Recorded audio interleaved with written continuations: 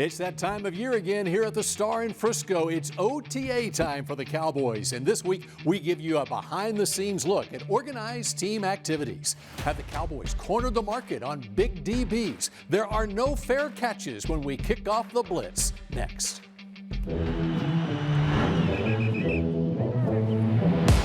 Pops out to the right, breaks a tackle. They blitz it.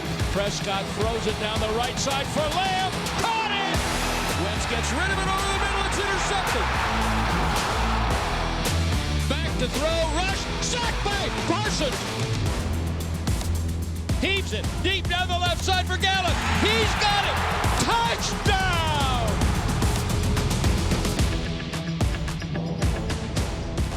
It is time for an OTA edition of the Blitz. We hope you're having a great Memorial Holiday weekend. Bill Jones along with Kyle Youmans. We are the window to OTAs is behind us right here. We can spy. I see Dak Prescott out there. I see Cooper Rush. And we're going to show you over the course of the next half hour a lot that's going on as OTAs got underway this past week. Yeah, it's an exciting time of year. I feel like we say that every single one of these shows, but it is. You go from the draft into OTAs, and then before you know it, blink of an eye, we're back in Oxnard for training camp. So the season is coming. You can see them getting prepared. It's time to start looking ahead to 2023. Some of the Cowboys players on the outdoor practice fields here. Others are inside Ford Center. Let's get you caught up on the week that was, as it was another owners meeting this past week up in Minneapolis, and a few things that, some business that was taken care of this past week. And we start with Will Grier, the emergency third quarterback, will be on the active roster on game day. Yeah, this is huge for the Cowboys, especially in a year like last year where you did have to use Cooper Rush and Will Grier. But this quarterback rule is going to help a lot of teams, especially some of the teams that the Cowboys had to face throughout the 2022 season. San Francisco, Philadelphia, they were having to utilize a non-quarterback because of two quarterbacks getting injured in the same game. This rule will have an extra quarterback available on the 53-man roster without taking up a spot on the 48-man active roster. So, yes, it has to be an active roster player. It does not have to come from your practice squad, or it can't come from your practice squad, but it allows for teams to have a bit of a break in case of an emergency sort of backup plan for their quarterback situation, and something that I think the Cowboys can utilize because they do have three very capable quarterbacks on the roster. Yes, I think it's a very smart move by the NFL. So much is invested in that quarterback position. Another thing that they took care of this week is the trickle-up effect.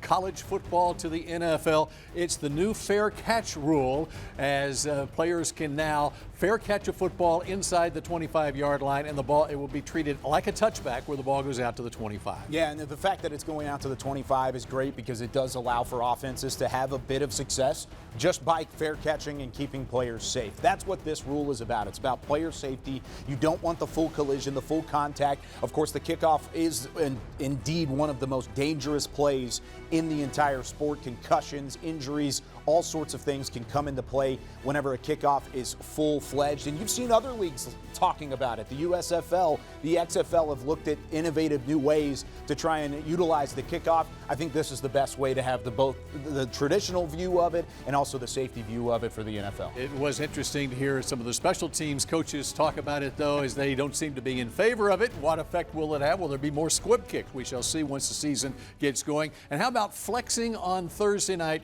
with a 28-day notice? The late season games, including that Cowboys home game against Seattle in Week 13, could be flexed out. There's no way they flex out a Cowboys game on a Thursday night. Yeah, probably not. I think the Cowboys are probably not going to be utilized in this rule unless they wanted to flex them to Thursday. But even then, you have the tradition of Thanksgiving. Then you have the game after that on Thursday Night Football against Seattle.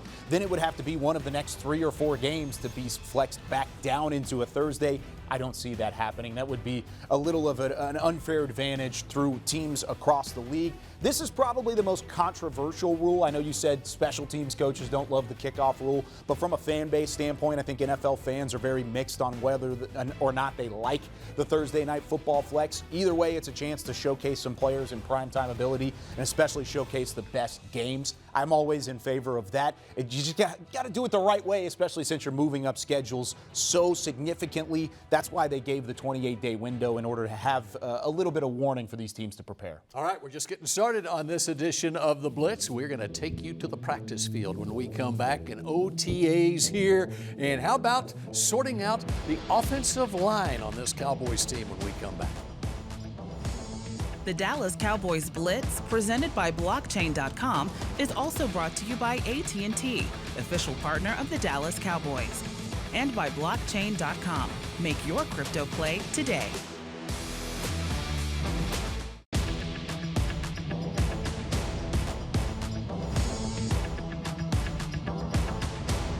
This segment is brought to you by AT&T.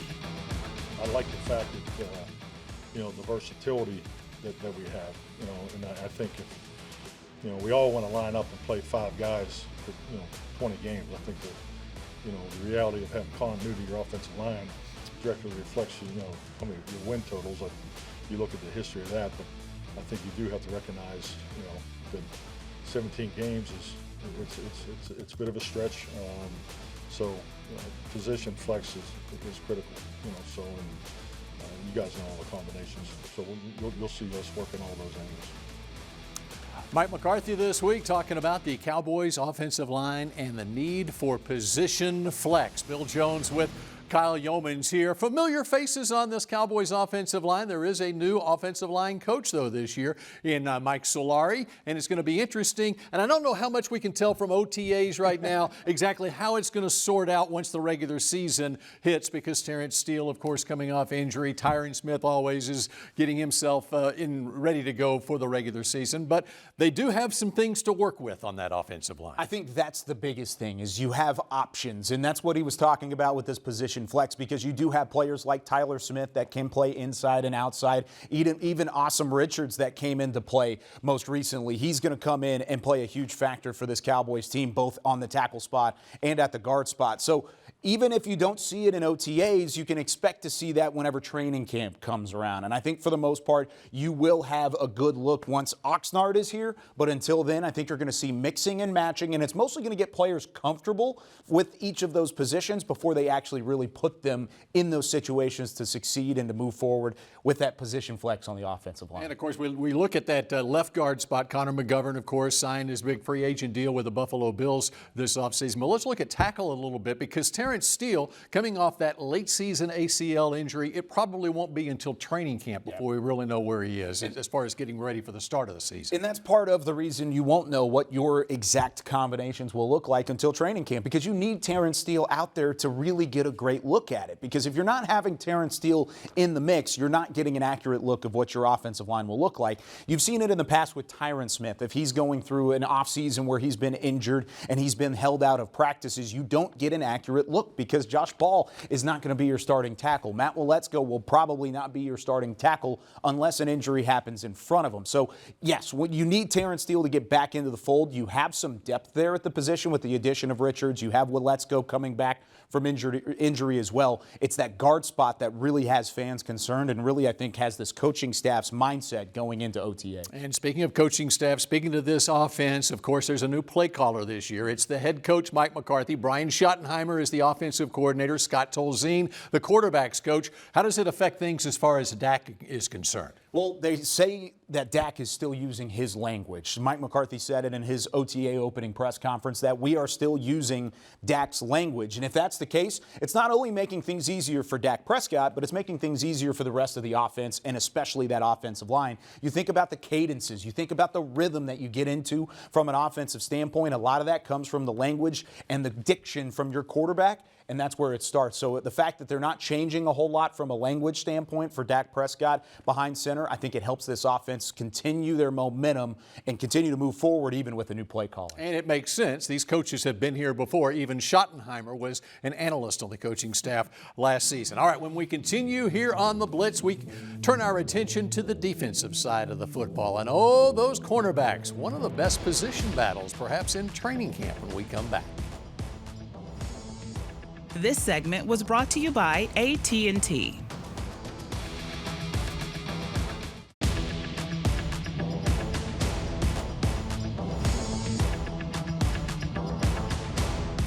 This segment is brought to you by Reliant, the official energy provider of the Dallas Cowboys.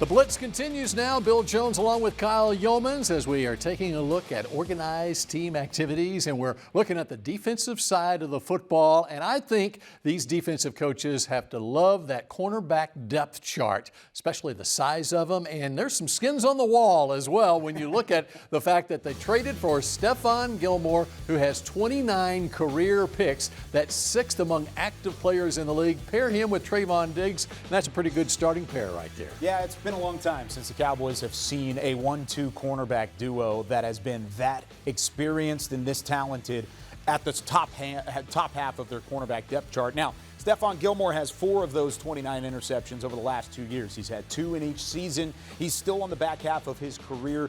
It's yet to be seen just how much of a role he's going to come in and play. You would anticipate him coming in and being a solid number 2 corner behind Trayvon Diggs, number 1, because, of course, he's had 14 interceptions over the last 2 seasons. But I think it's really the depth that comes into this cornerback room that the Cowboys will utilize the most. You saw the rest of the names on those lists: Jordan Lewis, Deron Bland, Nahshon Wright, Kelvin Joseph, and then they drafted Eric Scott. You put those 2 behind them, I think that overall it makes this a better situation than they've had in quite some time. Yeah, and a better situation from the end of last year and the last playoff game last year when there were only 2 cornerbacks on the roster that were healthy at that point, really, that they were using on defense anyway. But you look at some of the other guys, and one of the key position battles going into training camp will be the veteran Jordan Lewis coming back from his injury from last year, and Deron Bland, the 5th-round draft pick last year, who played so well once Lewis went down with the injury. Yeah, I cannot wait to watch this unfold over the entirety of the offseason. One, because I'm excited to see Jordan Lewis back in the fold. He was trending in the right direction before his injury took him out. He even had an interception on the play he got injured on. So for the most part, he was still heading in the right direction, but him leaving allowed for Deron Bland to emerge. So now the fact that both of them will be back and healthy throughout the offseason and then heading into Oxnard and training camp, I can't wait to see those 2 go at it, because the slot position is so crucial in today's age of the NFL. There are so many talented slot receivers out there. You need a consistent rotation. And don't get it wrong, whoever wins the starting battle will be in a rotation, because both of those guys, Jordan Lewis and Deron Bland, will get snaps. You know, and there's an old saying in the NFL, you can never have enough cornerbacks, and the Cowboys put that to the test last year. And they have invested in cornerbacks in the draft, including a 2nd-rounder in Kelvin Joseph a couple of years ago, in some mid-round draft selections as well, a 3rd-rounder in Nahshon Wright as well. Both top 100 picks, and both have not necessarily panned out the way that you would want them to. So this is a big year for both of these guys. They are under the microscope of how they will fit into the cornerback depth chart, because not only are they going to fight for a roster spot with a new draft pick in Eric Scott Jr., who, of course, the Cowboys front office and the Cowboys coaching staff really, really like from a special team standpoint, who can play the biggest role not only on special teams but also try and find some snaps. Nahshon Wright had 130 snaps over 5 games last year, really played well in emergency duty down the stretch. But then you had Kelvin Joseph, who was scattered through 11 games but only had 167 snaps. And, of course, we've seen really the disappointment from Kelvin Joseph so far, but he anticipates taking the next step, at least from talking to him this week. And then you also have another emergency corner in Israel Mukuamu, who played safety throughout his career so far, but then came in and was a cornerback toward the back half of the season, and he actually played pretty well on the outside. So you have some options late, but it's going to be a battle to see who sticks around. You know, they have corners who can play some safety. They got safeties who can play some corner. The slot corner position is so big, and we saw that with Mukuamu last year. But of 16 defensive backs on this roster, 14 of them are 6 foot or taller. It's a 6 foot and over league that they're playing. So you're saying they have a type, right? That's what it is. I mean, they want the long, rangy corners, and they've gotten them. And that's the thing. Nahshon Wright might have a leg up on Kelvin Joseph just because of the size aspect and because of maybe the work ethic that we've seen so far and the way he played down the stretch last year. But if you're Kelvin Joseph, it's now or never. You got to find a way to make an impact. All right, we continue with the Blitz in just a moment. We continue on the defensive side of the football, and the 4th-round draft pick already making an impression, Junior Fehoko, when we come back. This segment was brought to you by Reliant, the official energy provider of the Dallas Cowboys.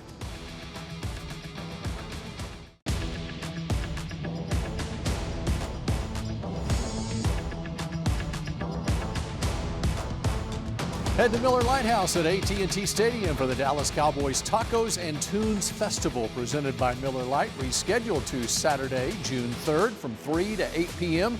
Enjoy a variety of tacos and food truck options while you sip on cold drinks and listen to live music. Admission and parking for the Dallas Cowboys Tacos and Tunes Festival free. Visit attstadium.com/tacos and tunes for more info. We will see you there. And welcome back to the Blitz. Time to get to know one of the new Cowboys players, and here is Haley Sutton. Tyler Smith, Tyron Smith, Emmitt Smith.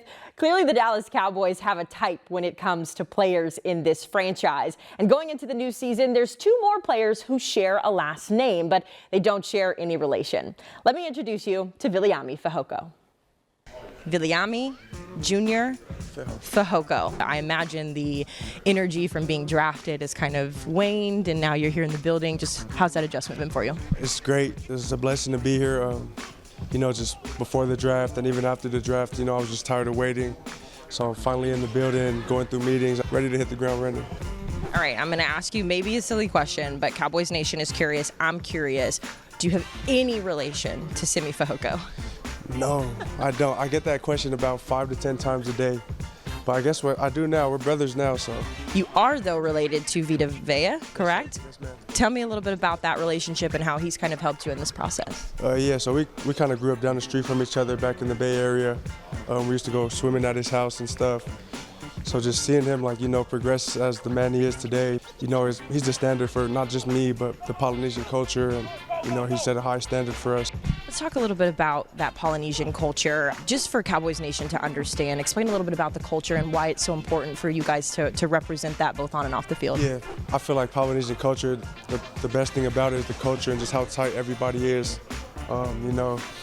Especially for Tongans, we don't have a Tongan term for, brothers or cousins or stuff like that. All our cousins are brothers and sisters, and we come from a small island, and just to see Polynesians slowly, becoming more and more in this next level, it's a blessing for all of us. How do you hope to carry that Polynesian culture, that idea of family and that everyone's your brother into this locker room where you just got a ton of new brothers? Family's already here. I can feel it in the meeting rooms. I can feel it with the coaches, and even some of the vets that I've been talking to this week. They're so welcoming. So family's here, and I feel like this is the best fit for me, and I feel like I'm home. Now, you heard Junior talk about his pride in being Polynesian and sharing his culture here in the NFL. Well, no better way to introduce his new brothers to his culture than by getting out on that football field. Here in the studio, I'm Haley Sutton. I'll send it back over to you guys. All right, thanks, Haley. And Cowboys have high hopes for Junior Fehoko, even in his rookie season. We wrap up the Blitz in just a moment. We take a look ahead to training camp and the preseason when we come back.